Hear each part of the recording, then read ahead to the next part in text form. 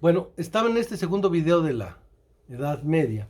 Vamos a seguir con el mismo planteamiento. La Edad Media es un periodo de retroceso en la historia. Son 1000 años que muchos consideran perdidos. Y la razón es por la cantidad muy grande de conflictos que hubo en todos los ámbitos. Ya mencionábamos los conflictos entre siervos y señores feudales, que es la base fundamental de los conflictos. Los pleitos entre señores feudales, que sobre todo, pues cada señor feudal quería quedarse con el territorio de el otro, y esto provocaba incluso muchos conflictos al interior de las familias de los señores, porque si el feudo se repartía por igual entre los hijos, pues el resultado era que iban a ser feudos más chiquitos, iban a quedar más expuestos ante feudos más grandes, y además iba a haber los conflictos entre los hijos. Entonces, para solucionar ese conflicto, se estableció la figura del mayorazgo. Esto es, de todos los hijos, claro, de los hijos legítimos, porque los señores feudales, con esto del derecho de pernada, tenían muchos hijos ilegítimos.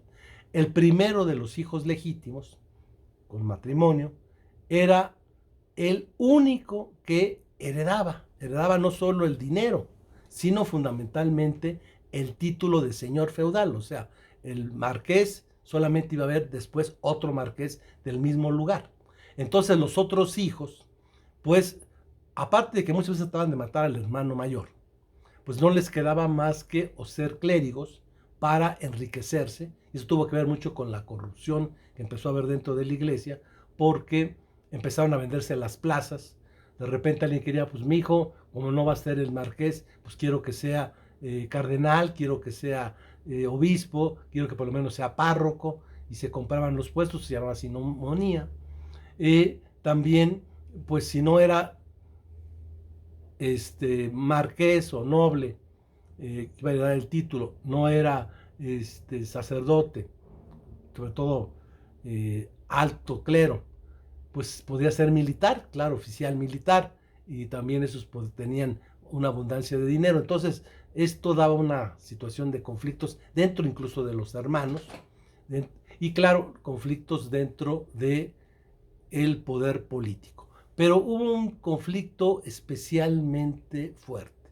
Y este conflicto es que hubo también conflictos entre el poder político y el poder religioso. Habíamos visto que esto en la etapa final de Roma, pues se soluciona cuando Teodosio es al mismo tiempo el que hace obligatoria la religión cristiana, y por eso el Estado es al mismo tiempo poder político y poder religioso.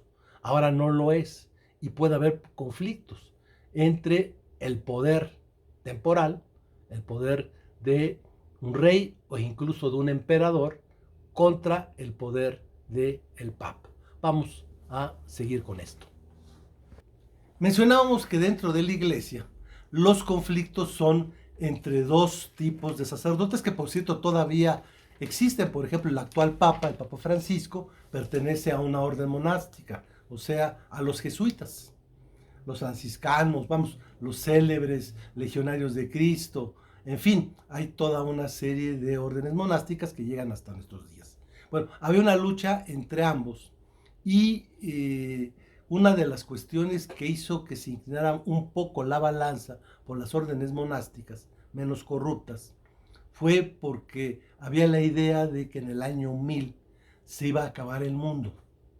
De repente pues pasó el año 1000 y no se acabó, pero para esto muchos dejaron su dinero pensando que se iba a acabar el mundo a la iglesia, pero no se la quisieron dar al clero secular, sino se la dejaron al clero monástico. Esto hizo que tuvieran mucho poder y mucha fuerza algunas órdenes. Dentro del papado pues había luchas terribles por llegar al poder. Incluso había momentos en los que llegó a haber hasta 3 papas.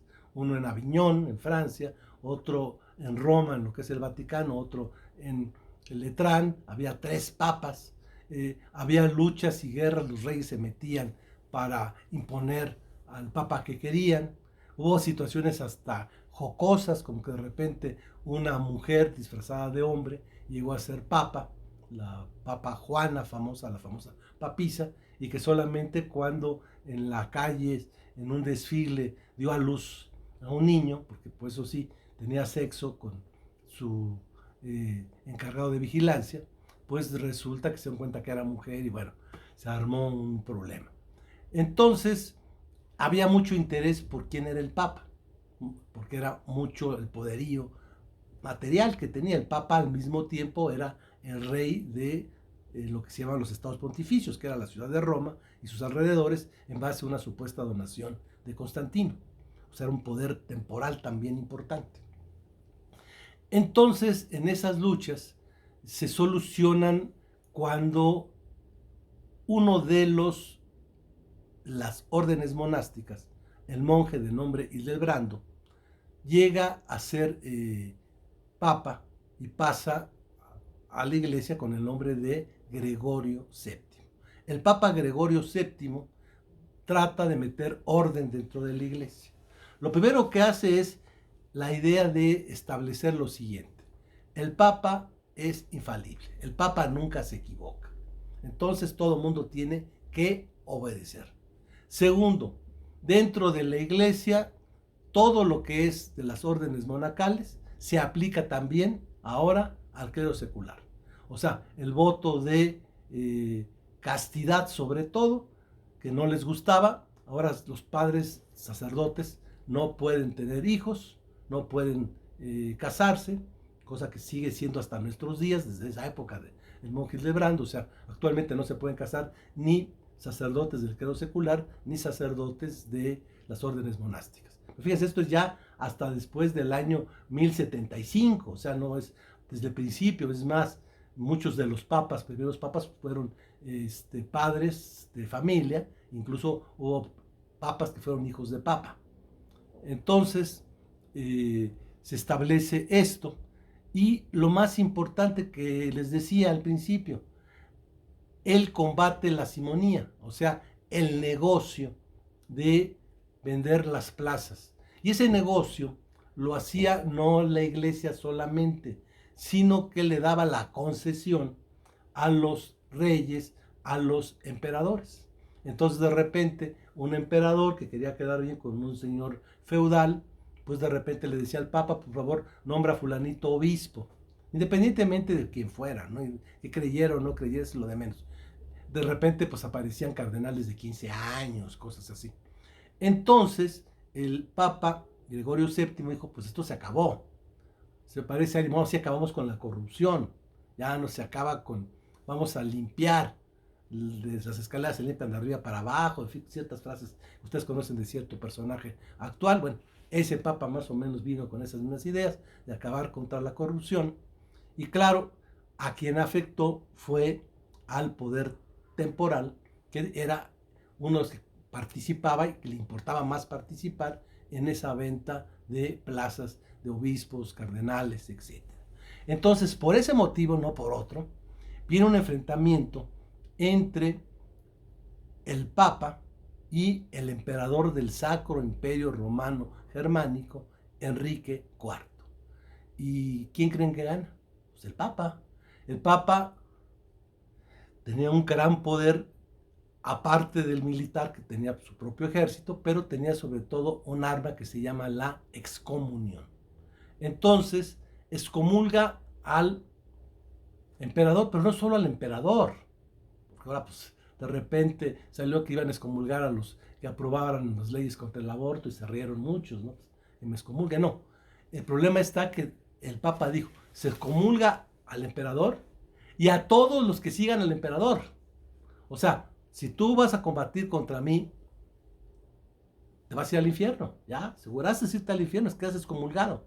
Entonces el emperador pues, se dio cuenta que sus propios soldados le voltearon la espalda, que sus propios súbditos le voltearon la espalda, y entonces el propio emperador tuvo que humillarse, ir desnudo entre la nieve a la ciudad de Canosa a pedirle perdón al Papa. O sea, el Papa tuvo un poderío mayor que el emperador. Y eso se fue repitiendo, por ejemplo, con Inocencio III, un papa terrible, un gran político, que logró doblegar a reyes y obligarlos a hacer lo que quisieran. Entonces, esta lucha entre investiduras, en esa primera etapa, la ganó el Papa. Bueno, entonces el Papa era el poder más importante en lo que quedaba del Imperio Romano de Occidente. Pero viene otro acontecimiento y regresamos al Imperio Romano de Oriente, donde ya habíamos dicho, había un modelo en el que sí había un emperador de todo el imperio, con un régimen muy estatista en la economía, pero que empezaba a debilitarse porque surgió pues una nueva religión en un lugar al que nadie daba un quinto por él, que era pues las zonas del desierto de Arabia. Esta religión era el Islam. Entonces, lo que divide a la Edad Media, el acontecimiento más importante de la Edad Media, son las cruzadas. Ya hemos visto entonces que había conflictos de siervos contra señores feudales, de señores feudales entre sí, de familias dentro de los señores feudales, del poder del emperador contra el poder del papa, y aquí viene el conflicto entre dos religiones, entre el cristianismo y el Islam. Para esto, ya en el Imperio Romano de Oriente no eran católicos romanos, o sea, eran católicos ortodoxos, ya no obedecían al Papa. Entonces, pero sí tenían pues los principios del cristianismo. Entonces, cuando ve el emperador que hay esta situación que afecta a no solamente a el Imperio Romano de Oriente, sino que puede afectar a todo el mundo conocido, incluyendo también a lo que había sido el Imperio Romano de Occidente, pues dice, únanse con nosotros, únanse, y esto va a dar lugar a las cruzadas. Para entender este movimiento, que es el más importante, es esta guerra entre el Islam, y que supuestamente fue por los lugares donde vivió Cristo, la parte de Palestina, la parte de Tierra Santa, que todavía sigue siendo una zona. Pues resulta que Islam, que Mahoma, los seguidores de Mahoma se apoderan de ello. Para esto hay que partir entonces un poquito, hasta una referencia, a lo que es la religión del Islam, la religión que funda Mahoma. Mahoma era un personaje, pues sí, de una familia que había ayudado y cooperado en la Meca, que era la ciudad donde nació. La Meca era una ciudad comercial, una ciudad santuario, porque ahí pues cae un aerolito, el famoso Kabak. ¿Qué es eso? Pues una piedra que viene del cielo, que pues si lo vemos, pues simplemente es un meteorito, así como ustedes pueden ir allá en nuestra universidad, está el Palacio de Minería, hay unas piedras negras que son meteoritos. Bueno, cayó un meteorito por ahí y pues es una piedra que viene del cielo, es sagrada. Esta zona, pues no se habían preocupado los cristianos en cristianizar. De hecho, estaba en una zona que a nadie le había importado. Había pasado por ahí Alejandro Magno, no le importó a los persas, no le importó a los romanos, no le importó a nadie. Pues simplemente, pues a qué les diablos les iba a importar. Las tierras que curiosamente ahora son los países, algunos de ellos, más ricos del mundo, que tienen los ingresos per cápita más altos del mundo, como Qatar, Arabia Saudita, Emiratos Árabes. Bueno, claro, el petróleo, en esa época pues, no había petróleo, lo único que había era arena, y pues lo único que pasaban por ahí eran caravanas de personas con camellos, porque el único animal que podía soportar esas travesías, no podían hacerlo los caballos, ni los asnos, ni mucho menos los hombres a pie. Pues entonces ahí los camellos eran los que podían cruzar. Entonces Mahoma pues era eso, un camellero, una persona que tiene unos cuantos camellitos de la familia. Él queda huérfano, es adoptado y protegido por su tío, Abu Nakar, y hay un dicho que dice, la vida comienza a los 40, y eso es por Mahoma. hasta que tiene 40 años de edad, pues realmente nunca le preocupó nada. Él simplemente era un camellero, menor. De repente, pues conoce a Jadicha, una mujer que era medio prima de él, dicho prima, ya saben eso de que a la prima se le arrima, pero sobre todo aquí el problema fue que Mahoma era más chico de edad y su esposa mayor, pero también había otra diferencia. Mahoma pues tenía muy poquito, era relativamente pobre, y la otra pues era una viuda, ya con mucho dinero, con muchos camellos. Entonces, pues todo el mundo se opuso a la boda.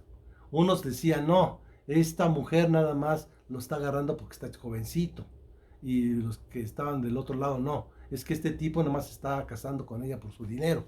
Como sea, se casaron, y pues estaba ahí, y de repente, pues un día se le aparece el arcángel San Gabriel, le dice, tienes que ir a una cueva, y vas a leer lo que está ahí. Le dice, mamá, pues ¿sabes qué? Yo ni siquiera sé leer.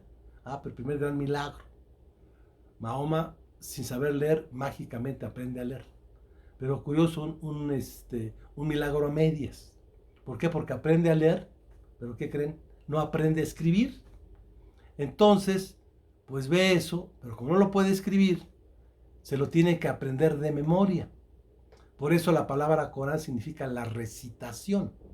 O sea, Mahoma ve esto, se considera el último de los profetas de Dios. Dios se manifiesta con ese texto en la cueva, él se lo aprende, lo recita, desde luego hay ya quien lo escribe, y el Corán pues actualmente lo conocemos ya escrito, pero originalmente fueron las palabras, la manifestación de Dios que pasó Mahoma a sus seguidores, la primera a su propia esposa.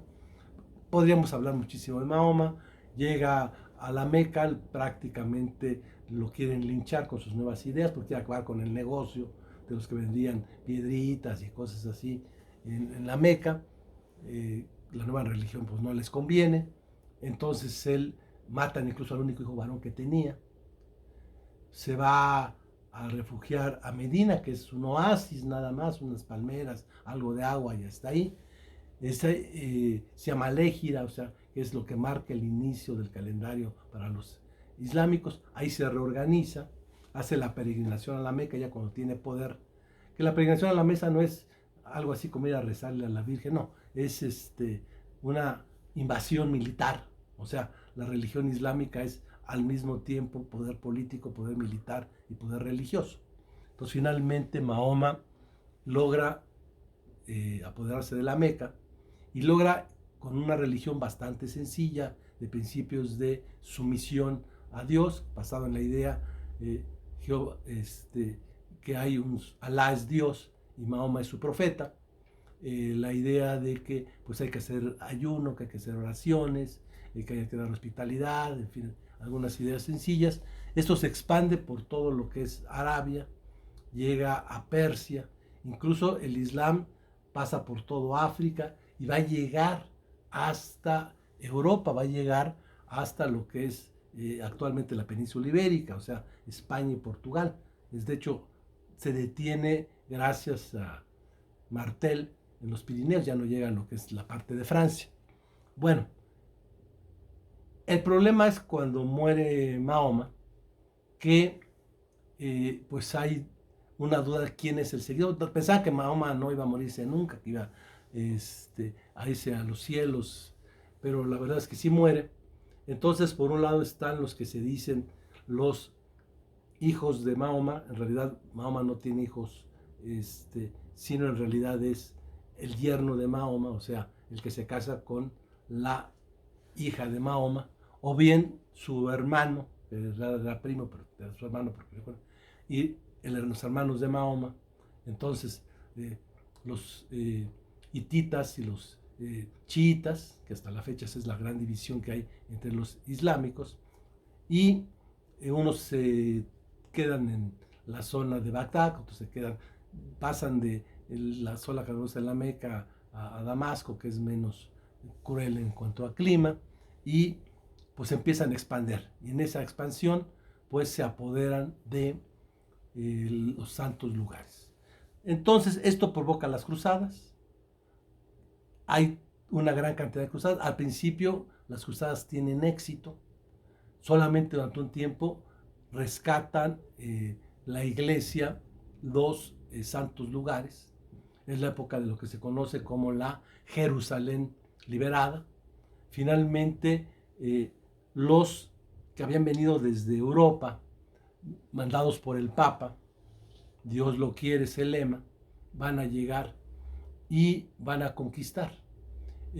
Algo interesante también de esta época es que van a surgir también otras órdenes religiosas, pero ya no van a ser como las órdenes religiosas normales de los benedictinos, de los agustinos, de los carmelitas que van a rezar. No, estas van a ser órdenes monásticas, pero guerreras. Esto es, van a aparecer sacerdotes que son guerreros. La más conocida de esas órdenes es los templarios o caballeros del templo, que cuando toman Jerusalén son los que se supone que se encargan de cuidar el templo. También van a aparecer los hospitalarios, que todavía subsiste, por cierto, con Orden de Malta, que se encargan de dar cobijo, atención médica, etc. Va a aparecer una que, por cierto, nada más pasa a la historia porque es la primera que utiliza la suástica, que después utilizaría Hitler. Pero en fin, lo interesante sobre todo de los templarios es de que cuando se toma Jerusalén, pues el emperador dice, qué padre, qué bueno que me ayudaron, démenme otra vez mi territorio, ¿no? Y de repente le dicen los cruzados, no, nosotros fuimos enviados del Papa. Este territorio nosotros lo conquistamos para el Papa de Roma, no para ti que estás en Constantinopla. No, esto es del Papa. Oye, no, es del Papa. Oye, pero están muy lejos. Ah, pues no importa. Total. Entonces, tiene que haber un tráfico de mercancías, de oro, de muchas cosas entre Roma, o sea, entre la Europa y Jerusalén. Entonces, los que se van a encargar de esa situación de guardia, de todo lo que se envía de un lugar a otro, van a ser precisamente los templarios. Y los templarios van a darse cuenta de que no tiene sentido mandar dinero, por ejemplo, de Roma a Jerusalén y luego de Jerusalén a Roma. Entonces, ¿qué es lo que hacen? Pues inventan los bancos. ¿Sabes qué? Llévate este papel, vas a ver al templario que está allá y te va a dar el mismo dinero que me dejas aquí.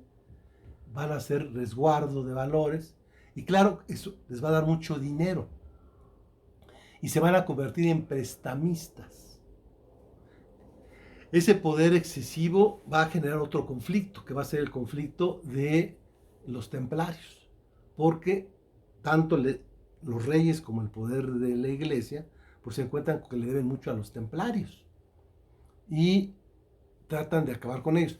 Lo primero que hacen es criticarlos, dicen que son pecadores. Los templarios, por cierto, tienen mucho de la caballería tebana, o sea que son dos en cada caballo. Entonces, si eran, pues supuestamente no tenían mujer.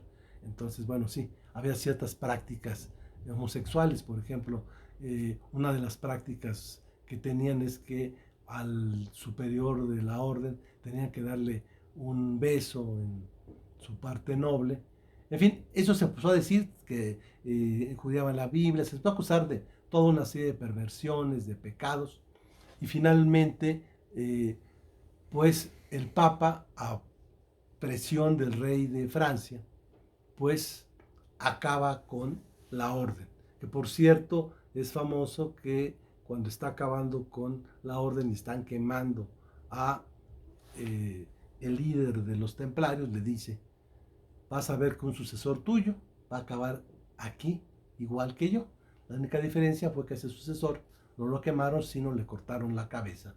Y eso fue ya hasta la Revolución Francesa. Bueno, el caso es de que lo importante es que se abre el comercio. Las cruzadas no van a servir finalmente para su propósito, que es recuperar los santos lugares.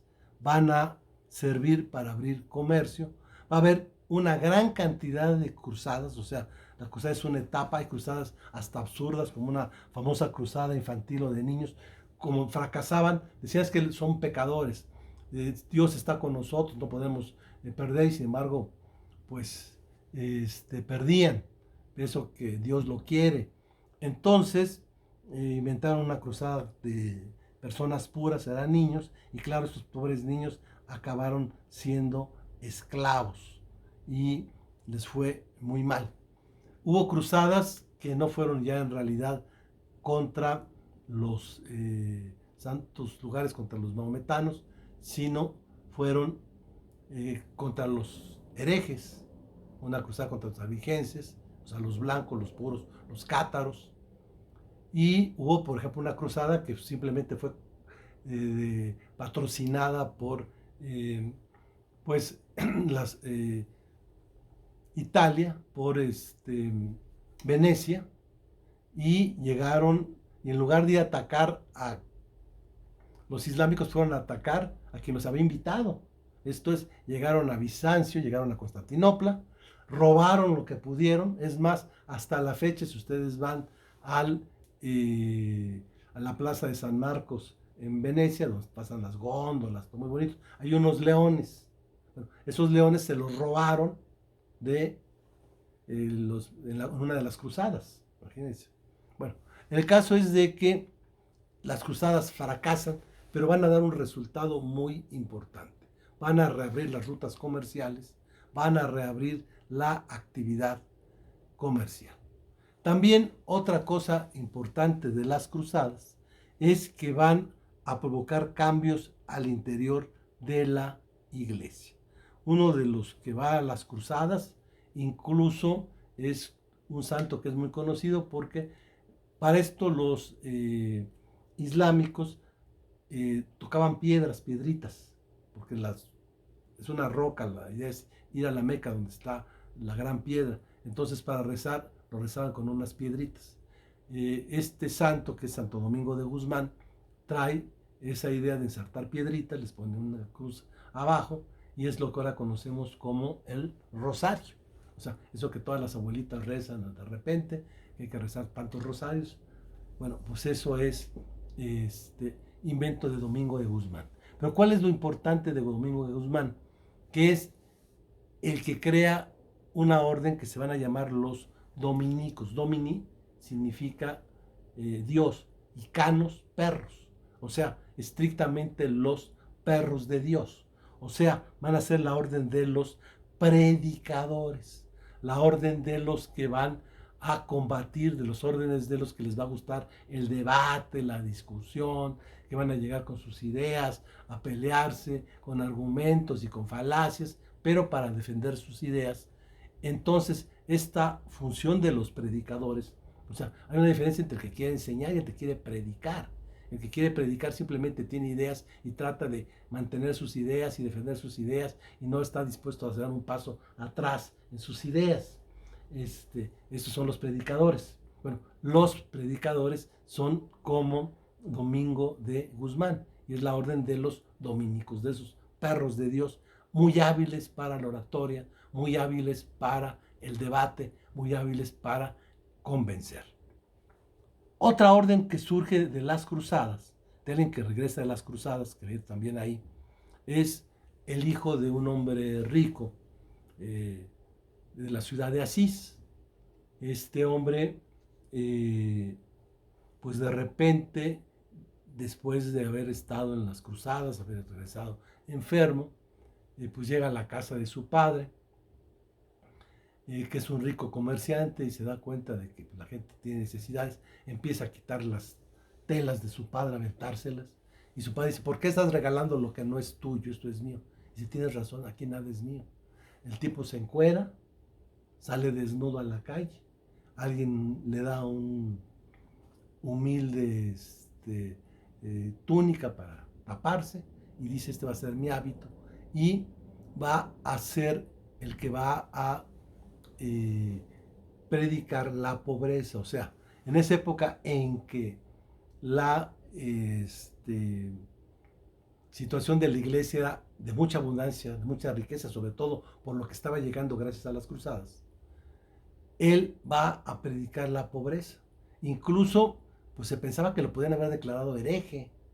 Él dice, no, va a ver al Papa, que era Inocencio III, y el Papa Inocencio da cuenta de que le conviene y acepta la orden que actualmente es la orden de los franciscanos, que tuvo mucha presencia en nuestro país, y todavía hay muchos templos franciscanos.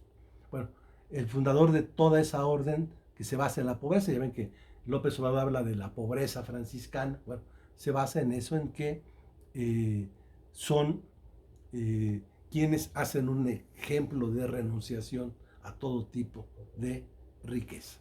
De esta manera, entonces, las cruzadas pues no van a tener como resultado ni el que se conquisten los santos lugares, ni que se avance, sino que finalmente pues haya un cambio en la iglesia y un desarrollo comercial.